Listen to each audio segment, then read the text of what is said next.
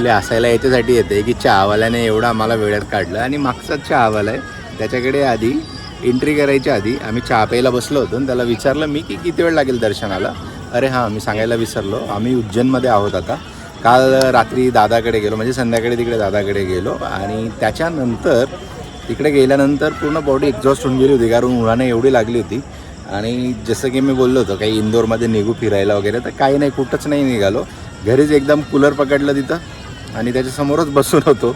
आणि एकंदरीत कालचा दिवस तसा गेला. सकाळी हिची शिफ्ट होती, हिची शिफ्ट झाल्यानंतर मग आम्ही 2:30 नंतर आम्ही घराच्या बाहेर पडलो आणि इथं 4:30ला पोहोचलो उज्जैनमध्ये. त्याच्यानंतर एक पूजा होती, ती पूजा केली आणि पूजा झाल्यानंतर मग शेवटी महाकालच्या दर्शनासाठी आम्ही इकडे आलो. त्याच्या आधी जसं मी म्हटलो मगाशी की चहावाला, त्याला विचारलं की नॉर्मली किती वेळ लागेल, तर तो बोला यहाँ पे ज़्यादा टाइम नहीं लगता, आधे घंटे में हो जाती. म्हटलं, मी त्याला असं एकदम अचानक विचारलं, म्हटलं खरं? तो बोला हाँ सच में हो जाती है, इतनी भीड़ नहीं होती है.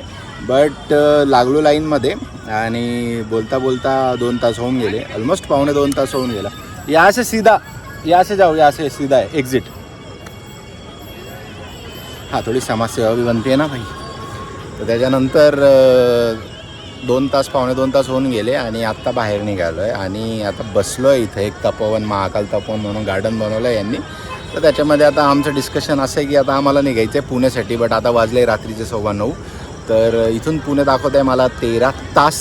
जरी आता निघालो तरी सकाळचे 13 तास म्हणजे सकाळचे 10 वाजतील. तर काय करायचं, 2-3 ऑप्शन्स आम्ही थोडे डिसाईड करतो आहे की आता इथून एकतर इंदोरला निघायचं, इंदोरला स्टे करायचा, किंवा इंदोरच्या पण पुढे जो आमचा रूट आहे इंदोरवरून धुळे आणि धुळ्यावरून पुणे, तर धुळ्यापर्यंत जायचं, धुळ्याला स्टे करायचा, म्हणजे रात्री 2पर्यंत ड्राईव्ह करायचं, 5 तासामध्ये धुळे पोचू. तर असा पण एक आहे. आता ते डिसाईड करू. सगळ्यात आधी आता पाण्याची तहान लागली आहे कारण बघू शकता मी एकटाच बडबड करतो आहे, त्याच्यावरून अंदाज समजून घ्या तुम्ही. काय वाटतं तुला कुठं स्टे करायला पाहिजे? जिथपर्यंत तुला चालवता येईल तिथपर्यंत. जिथपर्यंत मला चालवतं. मी काय नाही, मी एकदा जर जोशमध्ये आलो नाही पण तर सकाळी 10ला नाही पोहोचायचं, मला लवकर पोहोचायचं आहे.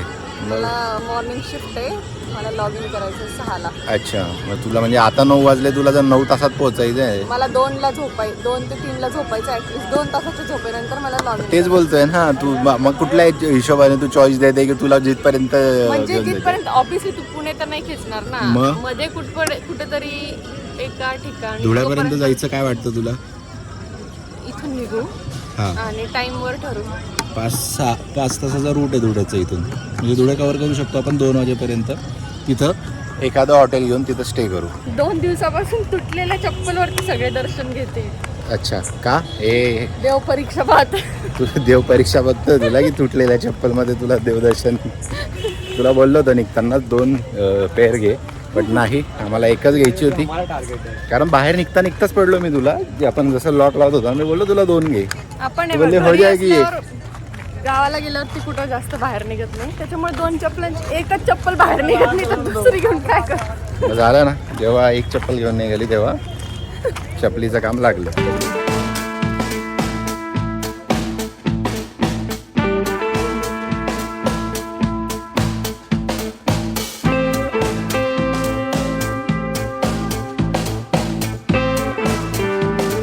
Good morning everyone. Actually plan तर होता आमचा की जसं आम्ही उज्जैनवरून निघालो तर धुळ्यापर्यंत टच व्हायचं. बट जसं इंदोर क्रॉस केलं ना तर माझ्या पायामध्ये ना क्रॅम्प्स यायला लागला, डाव्या पायामध्ये जो क्लच ऑपरेट करतो. आणि इतके क्रॅम्प्स वाढले ना की आमच्याकडे शेवटी पर्याय नाही उरला आणि मला कुठेतरी एक हॉटेल हायवेला, एक इंदोरच्या पुढे 100 किलोमीटरला आल्यानंतर शेंदवा म्हणून एक डिस्ट्रिक्ट आहे, तिथं हायवेला हॉटेल घेतली आणि तिथं आम्ही रात्री स्टे केला. ऑलमोस्ट आम्ही रात्री 12:30-पाऊणच्या आसपास थांबलो. इथं 1 वाजला होता. तर 1 म्हणजे इन शॉर्ट तेच आहे, 12:30-1च्या आसपास, म्हणजे 1 वाजून गेला अर्जू जसं बोलत आहे. आणि तेव्हा आम्ही इथं ही हॉटेल घेतली आणि स्टे केला. आता वाजले सकाळचे 10. अर्जूची सकाळी मॉर्निंग होती, नाहीतर मी तिला धुळ्यापर्यंत इझिली घेऊन गेलो असतो.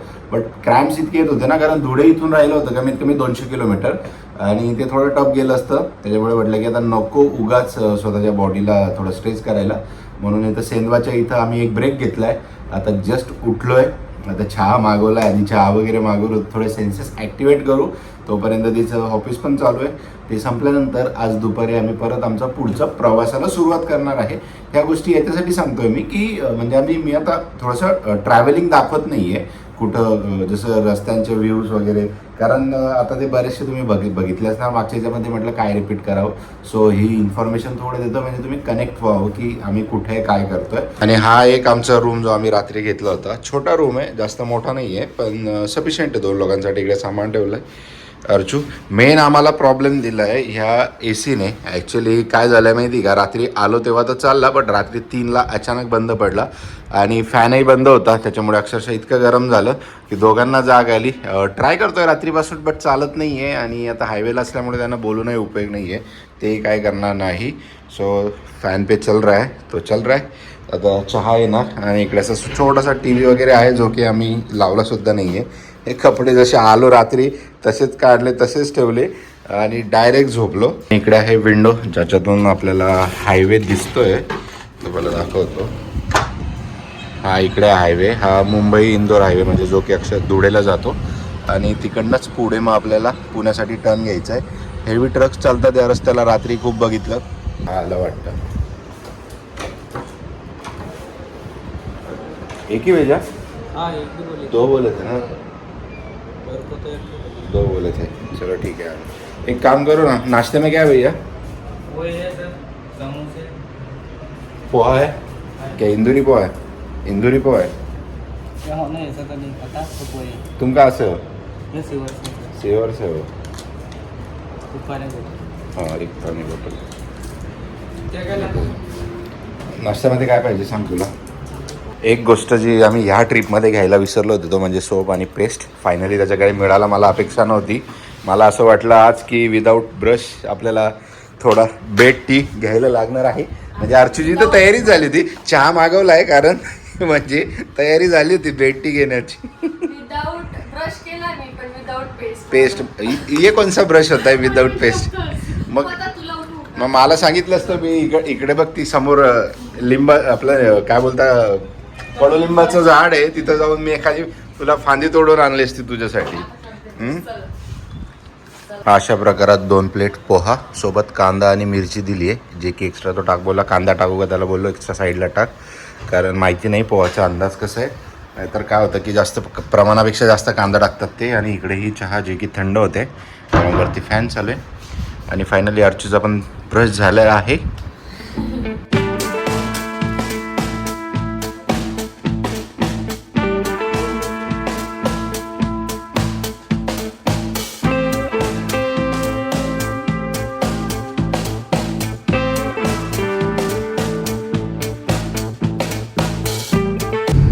सकाळच्या इंट्रो फ्रेममध्ये मी जी गोष्ट बोलत होतो ना की इंदोर मुंबई जो हा हायवे आहे याच्यामध्ये ट्रकचं प्रमाण एवढं आहे ना की नॉर्मल असा हायवे म्हटल्यावर ट्रक तर येणारच आहे, बट स्पेशली या रस्त्याला जितकं मी ऐकून आहे आणि आता जो अनुभव घेतो आहे थोडं प्रमाण जास्त आहे. खूप हेवी लोडिंगवाले ट्रक चालतात आणि कधी कधी असे एकदम पॅरलल चालतात, ज्याच्यामुळे आपल्याला थोडंसं थांबायला लागतं. थांबायला इन शॉर्ट की त्यांच्या फ्लोप्रमाणे आपल्याला आपल्या गाडीचा फ्लो ॲडजस्ट करायला लागतो आणि मग जेव्हा जागा मिळेल तेव्हा असं ओव्हरटेक करायला लागतं.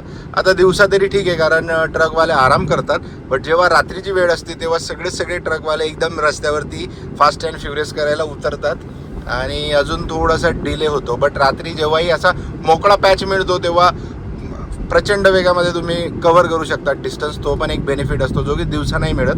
आता रात्री जसे 2 व्हीलरवाले दिसत आहेत, दिवसा जसे 2 व्हीलरवाले दिसत आहेत, रात्री हे 2 व्हीलरवाले इथं अवेलेबल नसतात. आता ॲक्च्युली आम्ही थांबलो आहे आमच्या कुलदैवताला, जे की रस्त्यातच लागते. इंदोरवरून जेव्हा आपण धुळे जातो ना तेव्हा सेंधवाच्या पुढे जस्ट क्रॉस केल्यानंतर बिजासनी माता जी की आमची कुलदैवत आहे, असा परिसर आहे बिजासनी माता मंदिरचा जवळचा. आणि इकडे ते मंदिर आहे आणि मेन थोडं त्या साईडला डेव्हलप आहे. एवढं काही अजून असं खूप काही डेव्हलप नाही आहे, बट हा श्रद्धास्थान आहे. त्याच्याप्रमाणे जी फॅसिलिटी पाहिजे त्या सगळ्या इथं आहे. आता खाली जातो आणि मंदिरामध्ये दर्शन घेतो. सगळ्यात आधी आता उतरायला जागा शोधायला लागेल. कदाचित आम्ही गाडी सावलीच्या चक्करमध्ये इकडे लावली, आपल्याला फिरून तिकडे खाली जायला लागेल. तर गाडी तिकडे खाली जाऊ शकत होती, बट म्हटलं सावलीत लावू कारण खूप तापते. ऊन दिसायला तुम्हाला असं वाटत असेल. आणि बिचारी अर्चू अजून चप्पलला स्ट्रगल करते, तिला फोल्ड करून काढते. काही नाही, शेवटचं स्टॉप आहे, याच्यानंतर डायरेक्ट पुण्यातच जायचं आहे.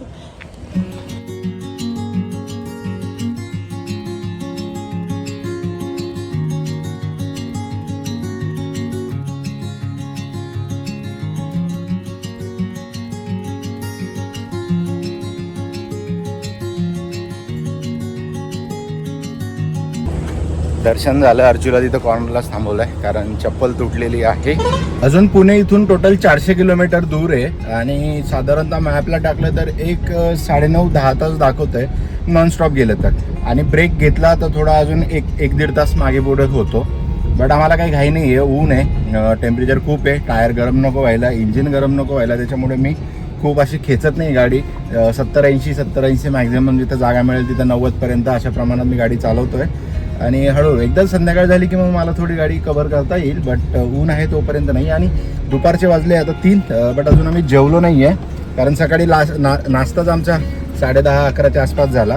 सो आता कुठंतरी महाराष्ट्र बॉर्डरमध्ये आता एंट्री करू आम्ही कारण हा घाट उतरला की महाराष्ट्र बॉर्डर लागतो. एकदम बॉर्डरला ही आमची कुलदैवत. आणि तिथं उतरल्यानंतर मग जेवण करू एखादं चांगलं हॉटेल बघून शिरपूरच्या आधी. सो एकंदरीत असा आता प्लॅन आहे. आणि मोबाईल पकडण्याच्या याच्यामध्ये माझा सीट बेल्ट चुकीचा लागला आहे, त्याच्यामुळे मी आता फ्रेम बंद करतोय आणि रस्त्याकडे लक्ष देतोय. So stay tune. अर्चूला तिथल्या पंडितजींनी बांगड्या दिल्या आणि मातेचा आशीर्वाद मिळाला एकंदरीत अर्चूला असं बोलावं. त्याच्यामध्ये तर पंडितजी विचारते एकाच हातात का घालतात. ॲक्च्युली ती बांगडी अर्चूच्या म्हणण्याप्रमाणे तू सांगू शकते का एकाच हातात घातली. पंडितजी कामाचं आहे, हां माझ्या इथून नाही जात लवकर, तर मग मला त्याला ओलं करावं लागेल मग जाईल. त्याच्यामुळे मी हातात ही आहे की.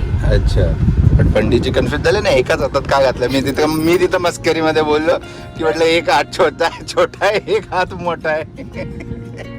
प्रत्येक टोलची कहाणी, ज्या लाईनमध्ये आपण लागतो ती लाईन कधीच पुढे चालत नाही. बाजूची लाईन बघू शकतात तुम्ही, डायरेक्ट ट्रक क्रॉस होत आहेत आणि मी मागच्या 5 मिनिटापासून इथंच उभं आहे. म्हणजे या 2 लाईनींवरती काय अत्याचार चालू आहे काय माहिती. आणि त्या तिकडच्या 2 लाईनी कंटिन्यू पुढे सुरू आहेत. कैसे करेंगे रे बाबा अभी. आता इथं फास्टॅग चालत नाहीये. डबल टोल वाचवण्यासाठी तो मागे गेला, तो बोलतो रिव्हर्स घ्या गाडी. आता कमीत कमी 7-8 गाड्या रिव्हर्स असतील. आता अरे थांब रे, डायरेक्ट कसं काय येतोय. थांब ना बाबा, काय जरा रिव्हर्स होऊ दे की. पाठी मागे घेऊ दे ना मला गाडी. काय फालतूगिरी आहे. टोलवाले पण कसं काय अलाउड करता काय माहिती. आम्ही भांडायला जातो तेव्हा भांडतात.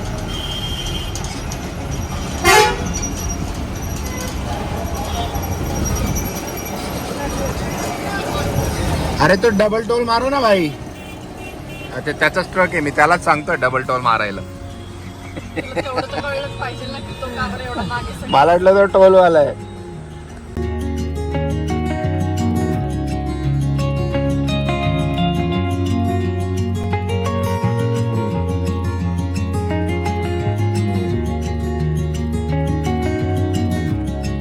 जस्ट आता मालेगाव क्रॉस केलंय आणि 5-7 किलोमीटर पुढे आलोय. एक टी ब्रेक घेऊया म्हटलं. चांगलं हॉटेल पण दिसतंय आणि समोर असा सुंदरसा सनसेट पण होतोय. आणि अजून बघता बघता पुढचा प्रवास अजून 6 तासाचा बाकी आहे. धुळे सोडता एवढी ट्रॅफिक लागली, म्हणजे 1-1.5 तास तर आमचा ट्रॅफिकमध्येच गेला. धुळे तिथं ट्रकचा एकदम खूप जाम होता. एक ठिकाणी ॲक्सिडेंट पण झालेला. आणि आता एक चहा घेतोय आणि इथून चांदवडवरून आमचा रूट थोडा डायव्हर्ट होईल आणि तिकडे संगमनेरला ॲड होईल वाया लासलगाव. असा एकंदरीत रूट आहे. आणि कोणाला कांदे पाहिजे असतील तर कमेंट करून सांगा. मी गाडीमध्ये टाकून आणलेले आहे. मी पार्सलसुद्धा करून देईल, म्हणजे ॲडव्हान्समध्ये घेऊन ठेवतो. प्री ऑर्डर घेऊन ठेवतो तुमच्या. आणि आता अजून आत्ताच म्हणजे सांगतो 6.5 तासाचा प्रवास आहे. ऑलमोस्ट 300 किलोमीटर आहे. आणि माझे गुडघे थोडे आताच थोडे दुखायला सुरुवात झाली आहे. हो, आता थोडा ड्रायव्हिंग स्किल्समध्ये थोडं आता होत चाललं आहे एज बोलायला झालं. सुरुवातीला मी 500-600 किलोमीटरना नॉनस्टॉप गाडी चालवायचो. बट आता थोडासा अंगावरती काटा येतो. 500-600 नाही, बट 400. हां, तुझा आवाज पोचणार नाही कदाचित. मी जरा जास्त बोलतो म्हणून लोकांना मी थोडा डॉमिनेटिंग वाटतो. त्यामुळे तू थोडीशी मोठ्याने बोलू शकते. मोठ्याने बोलल्याने तू डॉमिनेटिंग नाही वाटणार. तिचं बोलणं असं होतं तर ती काय बोलणार नाही. ती कसं नवीन लग्न झालेलं आहे त्याच्यामुळे थोडी शाय आहे. सो मी बोलतो. तिचं बोलणं होतं की यावेळेस मला जड याच्यासाठी जाते की मी दिवसा ड्राईव्ह करतो. आणि जे की खरं आहे, मला दिवसा ड्राईव्ह करायला खूप कंटाळा येतो. गाडी कवरच होत नाही. दुपारी आम्ही 2ला निघालो, आता 6:30 वाजले. बट असं वाटतं मी 12-13 तासापासून गाडी चालवतो आहे.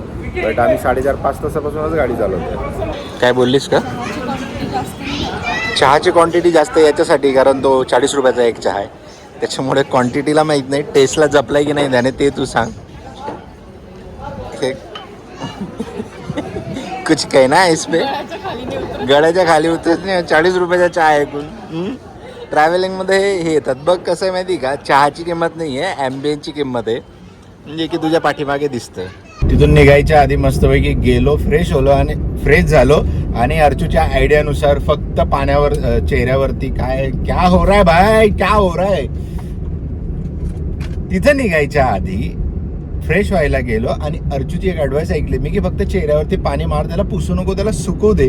आणि ते मी केलं आणि लिटरली सांगतोय असं थोडंसं डोक्याला आणि सगळ्या डोळ्यांना अशी थंडक मिळाली आहे आणि एक एनर्जेटिक फील करतोय आता. जितके की चहा पिऊन सुद्धा नाही झालं, जितकं ते पाणी मारून ते सुकू दिलं आणि 2 राऊंड मारले तिथल्या तिथं. चाललो, थोडं हवा सुटली होती त्याच्यामुळे अजून थोडंसं ते थंड लागत होतं. आणि कधी कधी चांगल्या ॲडवाईस ऐकायच्या असतात, चांगल्या ॲडवाईस.